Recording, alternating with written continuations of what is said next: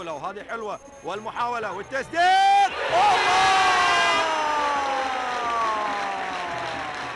طلال يوسف، طلال يوسف يفاجئ خالد الرشيدي.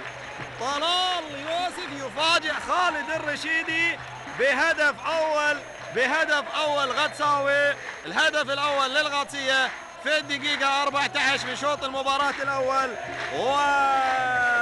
ويعني كرة حلوة وجميلة بيلمها طلال يوسف البحريني المعروف، واول هدف له مع القادسيه بعد انتقاله من نادي الكويت. شوف لعبه، شوف اخذها بشكل حلو، مر من الاول اخذها على اليمين وشاتها بالشمال، مفاجاه جدا في مرمى خالد الرشيدي هاردلك، لكن برافو جود لك طلال يوسف. طلال يوسف يسجل اول اهداف